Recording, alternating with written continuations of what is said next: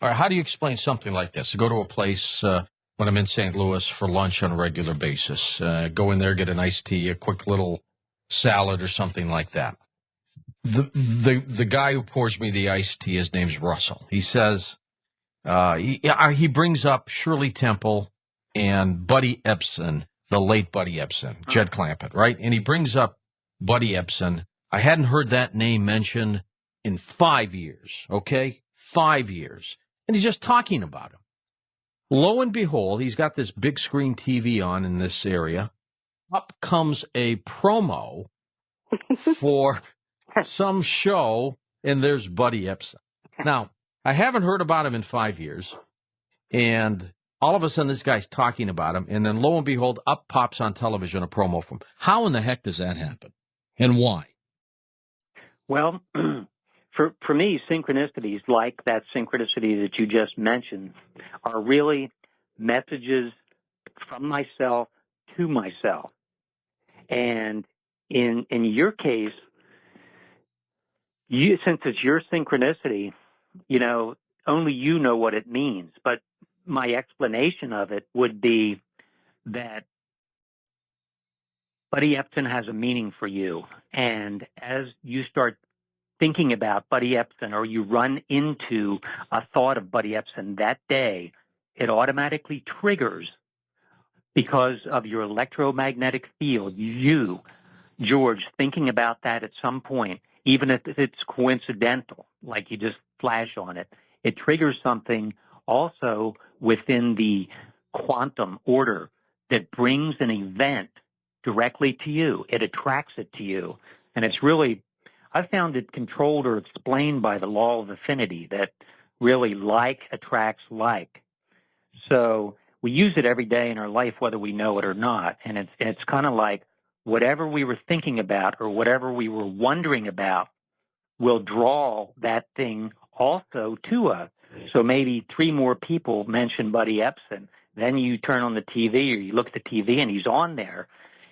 And it's really regulated by the fact that it's coming in on a vibration or a frequency that really is being triggered by you, and it has a message directly back to you. So what does Buddy Ebsen mean? Yeah, George, let me take you down the road here just a little bit, because this is how. Let's go. This is how an individual will figure out what a sign means to them.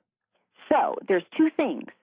It's when I say Buddy Ebsen, what comes to mind? In other words, quick word association for you. For me, you're asking me? Yep.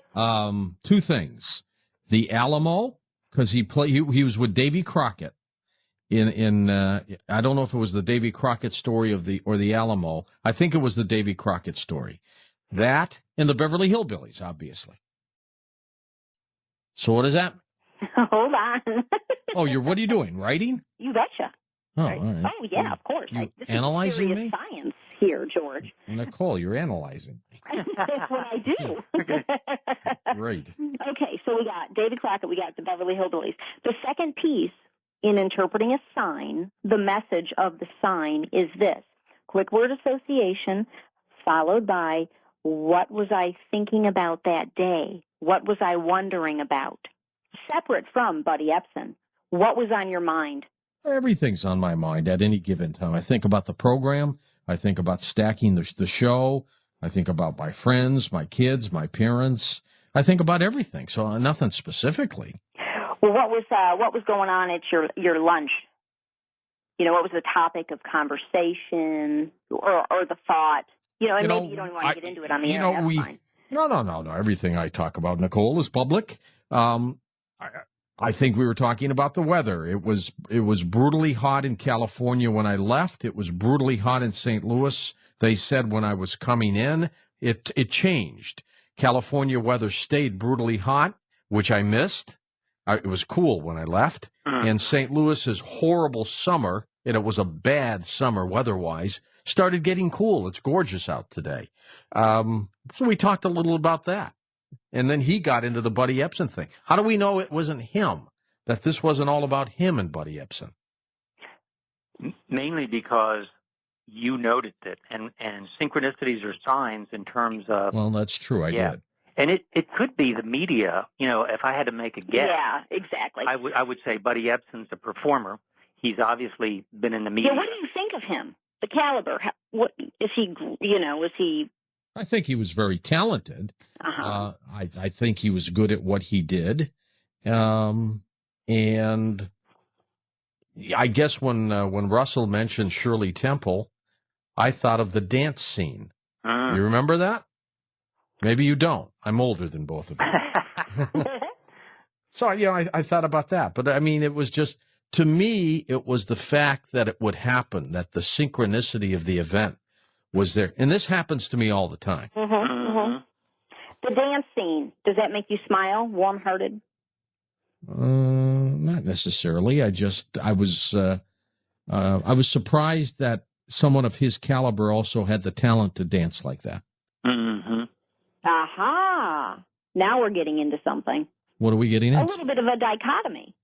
How so? Things aren't as they appear to be. I mean, that's what you just spoke of. And do I equate that to myself? Well, no, I don't know, George. Probably not. But, or maybe. Maybe you do, and maybe that's part of your philosophy. I think, having listened to you for some time, I would say that things are not as they appear to be. Especially on your show, huh? That's what your show's about.